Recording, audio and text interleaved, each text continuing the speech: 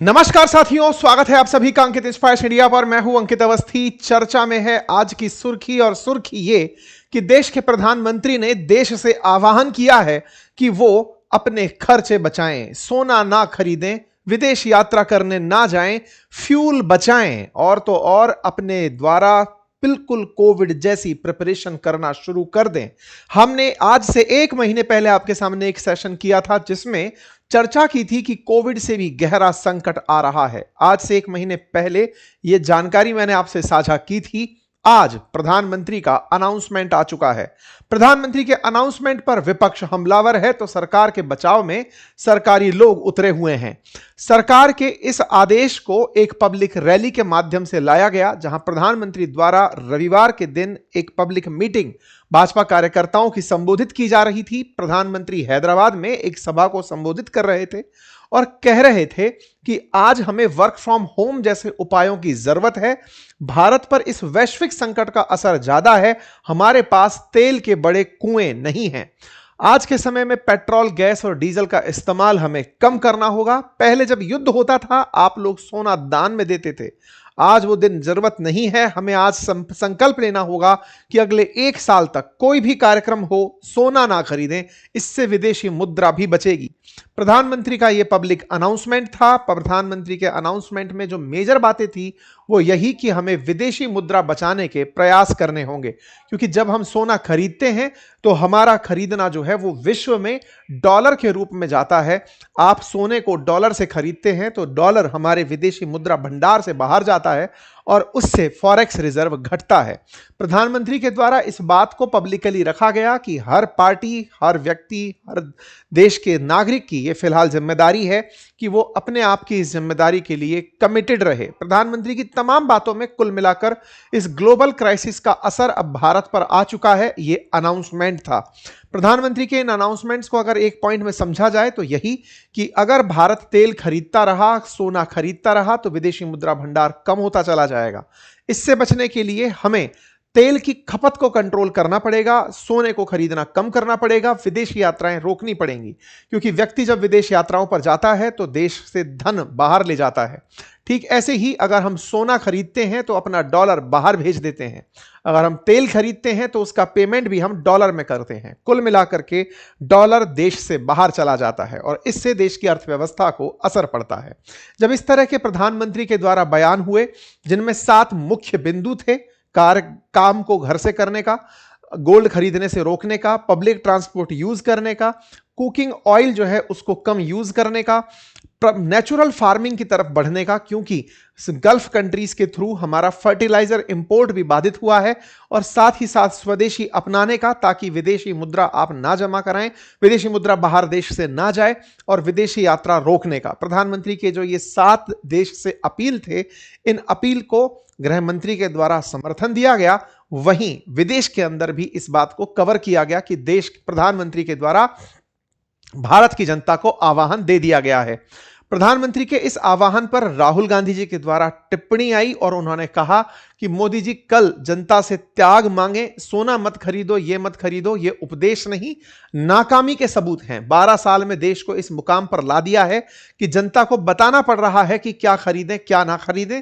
देश चलाना अब कॉम्प्रोमाइज्ड पीएम के बस की बात नहीं है। राहुल गांधी जी का जो ये बयान था, इसके बाद बचाव में सोशल मीडिया की तरफ से अमित मालवीय जी उतरे और उन्होंने नेहरू जी की वही बातें पुरानी निकाल करके दे दी, जब उन्होंने कहा था कि जब युद्ध होता है तो उसका असर भारत पर महंगाई के रूप में पड़ता है। नेहरू जी का पुराना बयान वायरल होने लगा। चिदंबरम जी की 2013 में कही हुई टिप्पणी वायरल होने लगी, जब उन्होंने सोना खरीदने से देशवासियों को रोका था। ऐसे ही मनमोहन सिंह जी का बयान वायरल होने लगा कि पैसा पेड़ पर नहीं उगता है। यानी कि कांग्रेस के सत्ता के समय भी इस तरह के जब वैश्विक हालात बने थे, तब सरकारों के द्वारा जनता से ऐसी अपीलें की गई थी, वो सारे वीडियोस तैरने लगे। लाल बहादुर शास्त्री जी का नाम भी निकल कर आने लगा, जब उन्होंने जय जवान जय किसान का नारा दिया था और स्वैच्छिक उपवास की लोगों से रिक्वेस्ट की थी। कुल मिलाकर के अब दुनिया में चल रहे जो युद्ध हैं, उनका असर भारत पर आ रहा है। क्या चल रहा है आपसे छुपा हुआ नहीं है। अमेरिका और इजराइल का अब ये युद्ध, आप अमेरिका और ईरान का ये जो युद्ध है अब आपके घर तक आ पहुंचा है।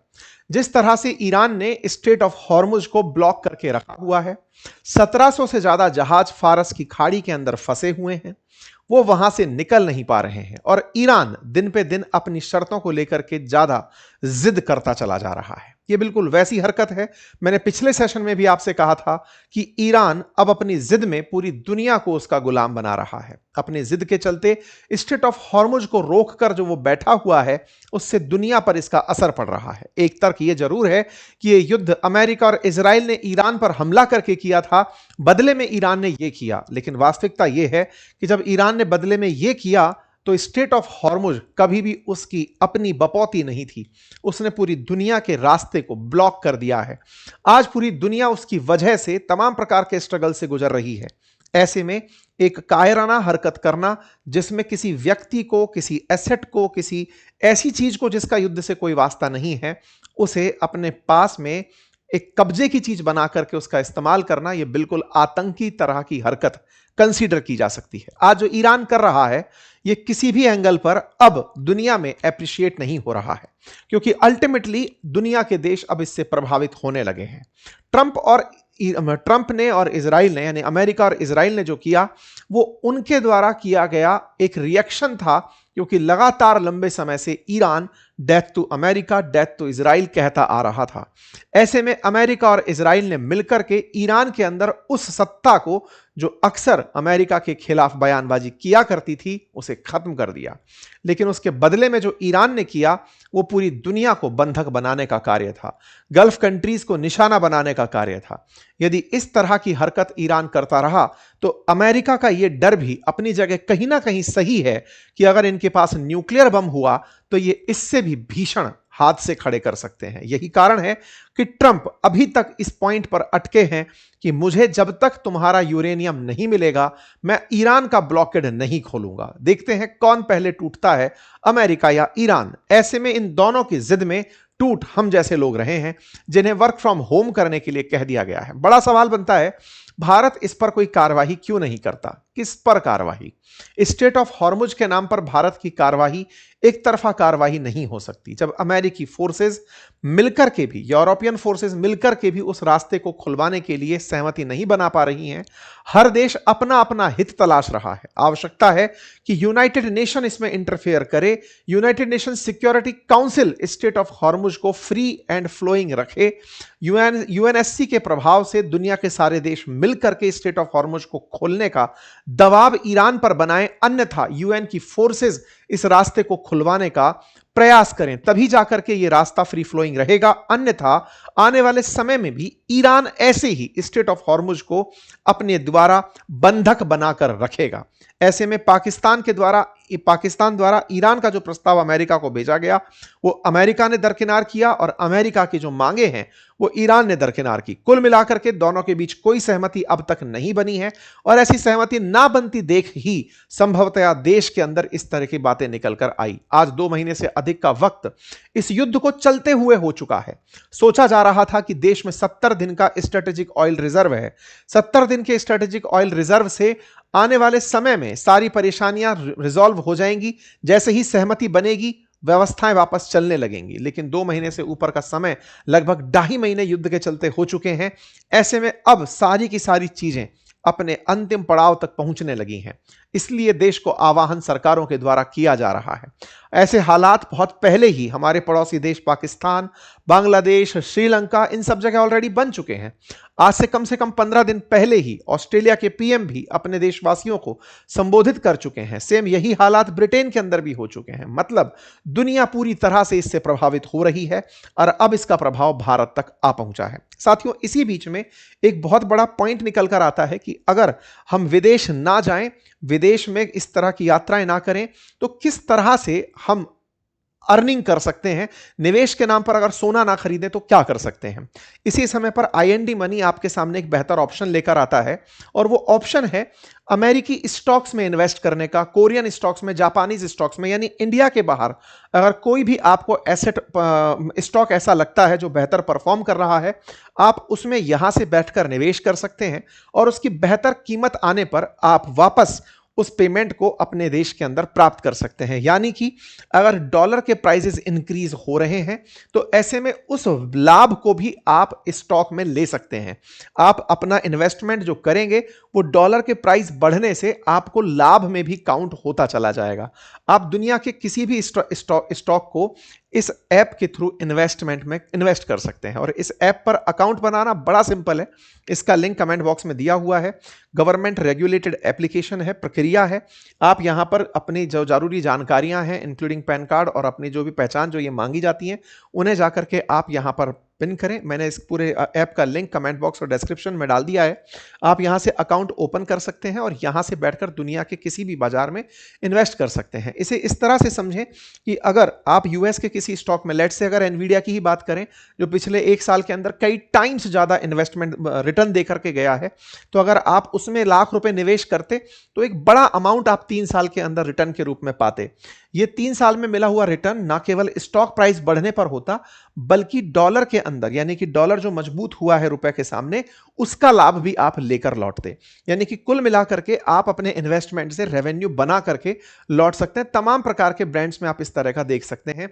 1 लाख रुपए का इन्वेस्टमेंट अगर एनवीडिया में 5 साल के लिए किया होता तो रिटर्न बहुत बड़े नंबर पर दिखाई देता। ये आपके सामने कुछ एग्जांपल्स मैंने लिख करके दिखाए हैं कि कैसे कैसे आप इनका लाभ ले सकते हैं। ठीक है, लिंक डिस्क्रिप्शन कमेंट बॉक्स के अंदर डाला हुआ है। आप वहां से जाकर के इस इन्वेस्टमेंट के अंदर इंटरेस्ट लेते हैं तो आप जाकर के निवेश करें। आइए साथियों, अब बड़ा सवाल यह बनता है कि ये जिस तरह की स्थितियां बन रही हैं ये आगे कहां जा रही हैं। आगे अमेरिका और ईरान के बीच में किसी तरह की बात ना बनना तेल की कीमतों को बढ़ा रहा है। लेबनान और इजराइल के बीच में जो इतने दिन से शांति चली आ रही थी कि चलो सब शांत हो जाएगा, वो शांति अशांति में बदलती दिख रही है। स्ट्रेट ऑफ हॉर्मुज के अंदर अब टेंशन बढ़ना शुरू हो रही है और अल्टीमेटली ईरान कह रहा है कि अब हम हॉर्मुज के अंदर किसी भी प्रकार का दखल बर्दाश्त नहीं करेंगे। कुल मिलाकर के सिचुएशन बद से बदतर हो रही है। समझ सकते हैं कि 1600 से अधिक जहाज अगर पर्शियन खाड़ी में खड़े हुए हैं, स्ट्रेट ऑफ हॉर्मुज क्रॉस नहीं कर पा रहे हैं, इसका मतलब ये जहाज अपनी अपनी लोकेशंस में एक प्रकार की कस्टडी में है। रास्ते स्ट्रेट ऑफ हॉर्मुज से निकलने के तमाम हैं, लेकिन इन सभी रास्तों को हॉर्मुज के थ्रू आईआरजीसी ने बैन किया हुआ है और अपनी वाली लेन से निकलने देने पर सामने अमेरिका उस ब्लॉकेड को लगाकर खड़ा है। तो कुल मिलाकर के स्ट्रेट ऑफ हॉर्मुज के थ्रू दुनिया के सारे इंपोर्ट्स रुके हुए हैं, एक्सपोर्ट्स रुके हुए हैं। लगातार और अपडेट्स में जानकारी आ रही है कि ईरान ने अब बाकायदा एक फॉर्म जारी किया है। जो भी यहां से पास होने वाला जहाज है उसे निकलने से पहले यहां पर एक फॉर्म जमा कराना होगा। उस फॉर्म के अंदर उसे बताना होगा कहां से आ रहा है, कहां जा रहा है। उन सारी जानकारियों के बाद ही ईरान उन्हें कंसीडर करेगा। इसका मतलब जिस तरह से स्वेज कैनाल इजिप्ट चला रहा है, बिल्कुल वैसे ही अब स्ट्रेट ऑफ हॉर्मुज को ईरान चलाने की तैयारी कर रहा है कि आप हमारी परमिशन के बिना यहां से नहीं निकल सकते। हालांकि ये तात्क्षणिक है। जिस दिन पूरी दुनिया को इस बात का एहसास होगा कि ये ईरान की ज्यादती है तो दुनिया निश्चित ही इस पर कोई ना कोई एक्शन लेगी। जब दुनिया के देश अपने अपने स्वार्थों से हटकर काम करने लगेंगे। आज चाइना की भी मंशा यही होगी कि भले ही उसे नुकसान हो रहा हो लेकिन उससे ज्यादा नुकसान भारत का हो रहा है तो वो चुप होकर बैठा है। रूस को फायदा इस बात में है कि रशिया यूक्रेन से सबका ध्यान हट चुका है, रूसी तेल बिक रहा है तो उसका उसमें फायदा है। दुनिया अभी अपने अपने फायदों में लगी हुई है, लेकिन जब वैश्विक रूप से सब लोग इससे प्रभावित होने लगेंगे तो निश्चित ही ईरान के साथ कोई बड़ा ट्रीटमेंट किया जाएगा, ऐसा अब होता दिख रहा है। खैर, फिलहाल के लिए मिडिल ईस्ट के अंदर जो भी स्थितियां बनी हैं वो भारत की ग्रोथ पे गहरा असर डालती हुई दिख रही हैं। आने वाले समय में भारत की जीडीपी पर इसका गहरा असर होगा, ऐसा एडीबी के द्वारा, एडीबी के चीफ इकोनॉमिस्ट का कहना है। भारत के अंदर जिस तरह के असर हैं उसको आप इस तरह से समझिए कि भारत दुनिया में जो गोल्ड खरीदता है, क्योंकि गोल्ड हम खरीदते दिखते भले ही दुकानों पर खरीदते हैं लेकिन गोल्ड पीछे से जहां से आ रहा है, क्योंकि गोल्ड भी हमारे यहां पैदा नहीं होता, हम खरीदते उसे डॉलर में ही है। और ऐसे में दुनिया की 26% गोल्ड इंपोर्ट हम करते हैं। दुनिया का टोटल गोल्ड जो बिक रहा है उसका 26% भारत में आता है, जिस पर 6 लाख करोड़ साल का हम खर्च करते हैं। तो 6 लाख करोड़ का उतना ही कन्वर्जन डॉलर में हमारे देश से बाहर जाता है। हम विदेश यात्रा करने जाते हैं, हर साल 3 लाख करोड़ खर्च करते हैं। हम फर्टिलाइजर खरीदते हैं तो 1.5 लाख करोड़ रुपए देश से बाहर जाता है। ऐसे ही जब कच्चा तेल खरीदते हैं तो 10 लाख करोड़ बाहर जाता है। ये सारे अमाउंट वो हैं जो पे डॉलर में करने होते हैं और डॉलर हमारे फॉरेक्स में है। ऐसे में जब हमारा सामान खरीदना महंगा हो तो ये सब चीजें और महंगी हो जाती हैं और महंगा होना हमारे फॉरेक्स को घटाता है। ऑलरेडी तेल के बिल हमारे साथ बहुत नुकसान दे रहे हैं। 10 लाख करोड़ का ऑयल इंपोर्ट बिल है जिसके बिगड़ने से हमारे और मदों पर चीजें बिगड़ रही हैं। वहीं दूसरी तरफ स्ट्रेट ऑफ हॉर्मुज के थ्रू जब हम एक्सपोर्ट करते हैं तो वो भी बाधित होता है। तो ऐसे में भारत के लिए ये स्थितियां काफी गंभीर होती दिखती हैं। कब तक ये सामान्य होगा कोई नहीं जानता। बाजार के हाल आपके सामने है, बाजार उठ ही नहीं पा रहा है, अनसर्टेनिटी के अंदर चल रहा है। सवाल बड़ा है, तो क्या कोविड से भी गहरे संकट आ चुके हैं? और अगर आ चुके हैं तो फिर आप इतने दिन तक चुप क्यों थे? इस पर अपोजिशन की प्रतिक्रिया है कि राज्यों में चुनाव थे, 5 राज्यों में, इसलिए सरकार चुप थी। इस तरह की प्रतिक्रिया आम आदमी पार्टी की तरफ से दी गई, समाजवादी पार्टी की तरफ से दी गई। तमाम पार्टीज ने इस बात को उठाया। डीएमके ने कहा कि जब तक चुनाव थे तब तक आप चुप थे, चुनाव हुए उसके बाद आपने सारा की सारा राग दुनिया के सामने खोल कर रख दिया। साथ में यह प्रतिक्रिया भी निकल कर आई कि चलो एक तरफ हमको कहा जा रहा है कार पूलिंग करो, ये करो, और खुद जिस तरह के मतलब प्रधानमंत्री हो या तमाम प्रकार के बड़े अधिकारी हों, वो जिस प्रकार का कैनवॉय लेकर चल रहे हैं वो दिखता नहीं है कि तेल बचाने जैसा प्रक्रम दिख रहा हो। इन सभी बातों के ऊपर सरकार से सवाल है। वहीं राजनेताओं पर तल्ख टिप्पणियां जनता की हैं कि ये इतना बड़ा बड़ा जो काफिला लेकर निकलते हैं, इन काफिलों में भी तो तेल खर्च होता होगा। ऐसे में कहने और करने में बड़ा अंतर है। खैर, कुल मिलाकर क्या ऐसे समय पर ईवी प्रमोट करना सही है? एक मंत्री जी के द्वारा ईवी प्रमोट की जा रही है। क्या मध्यम वर्गीय इतना ज्यादा अमीर है कि आज चलो तेल नहीं खरीद पा रहे, आज चल के मंडी से ईवी खरीद लाते हैं? इतना आसान भी ये काम नहीं है। इसका मतलब जो आप जनता से कह रहे हैं वो करते हुए खुद भी दिखाई दें तो वो काफी प्रभावशाली होता है। जनता अब फर्टिलाइजर की जगह इस्तेमाल करने निकले कि चलो साहब आप ऑर्गेनिक खाद यूज करना शुरू करो, लेकिन सबसे बड़ा सवाल यह है कि उसकी उत्पादकता घटती है। उत्पादकता पर जो असर है उसका कंपनसेशन किस तरह से किसानों को मिलेगा? आप समझ सकते हैं कि आप ऐसे एफएमसीजी जो कंपनीज हैं जो रोजाना आप तक जरूरत के सोप साबुन ये सब पहुंचाती हैं, अब वो खुद प्राइस बढ़ाने की कह रही हैं क्योंकि उनके लिए भी ऑयल महंगा हो रहा है। तमाम प्रकार से जो व्यक्ति है, जो आज देश का आम नागरिक है, उस तक महंगाई ट्रांसफर होना शुरू हो चुका है।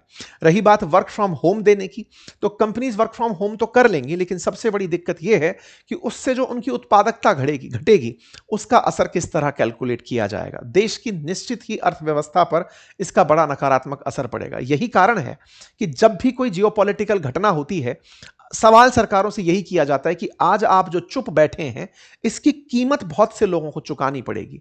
सरकार के द्वारा ऐसे समय पर किसी प्रकार की मध्यस्थता का इनिशिएटिव ना लेना, देश के अंदर वेट एंड वॉच की पॉलिसी बनाए रखना, देश के द्वारा इंटरफेयर ना करना कि नहीं ऐसा मत करो। आज दुनिया के जो देश अपने अपने हितों को सोचकर बैठे हैं, आज उन सब देशों तक ये जो हालात हैं, आज आप जब ऑफिस ना जा पाएं, आप तेल की कीमत ऊंची चुकाएं, जब आप साबुन और सोडे के लिए ज्यादा पैसा खर्च करें, तो आप इसके लिए किसे जिम्मेदार ठहराएंगे? तो आंसर निकल कर आएगा उन देशों की सरकारों को जिन्हें नेतृत्व दिया गया था इंटरफेयर करने का, कि आप रोकें, इन्हें बोलकर टोकें कि नहीं आपकी ये दिक्कतें हम तक पहुंचेंगी। खैर, अब कुल मिलाकर जो भी है, अंतरराष्ट्रीय घटनाओं पर जब कई बार हम विश्लेषण करते हैं तो कई लोगों का तर्क होता है कि सर उन बाहर की दुनिया की चर्चा हमारे देश की खबरों के लिए क्यों की जा रही है? शायद समझ में आ जाए कि जब मैं विदेशों की चर्चा आप लोगों के सामने करता था, क्योंकि वो घटनाएं लौट कर आप तक आएंगी, देर से आएंगी, बस इतना सा असर हो सकता है। जो आज हो रहा है इसका घोषणा तो हमने 1 महीने पहले आपके सामने कर दिया था। 1 महीने पहले आपके सामने डिटेल वीडियो में बता दिया था कि क्या हालात हैं। तो कुल मिलाकर बात यह है कि अब आप सतर्क रहिए, समझदारी से काम करिए, देश को जरूरत है आपकी, तो उसके अंदर इंतजार करते रहिए। बाकी आप लोग इस विषय पर क्या सोचते हैं, अपनी राय कमेंट बॉक्स में जरूर बताएं। और हाँ, देश के बाहर अगर आप निवेश करना चाहते हैं, भारत के विदेशों में जो स्टॉक्स हैं उनमें निवेश करना चाहते हैं, विदेशी कंपनियों के अंदर निवेश करना चाहते हैं, तो आपके लिए IND मनी का मैंने एप्लीकेशन लिंक में कमेंट बॉक्स में पिन कर दिया है, आप जाकर उसे अवश्य चेक करें। धन्यवाद।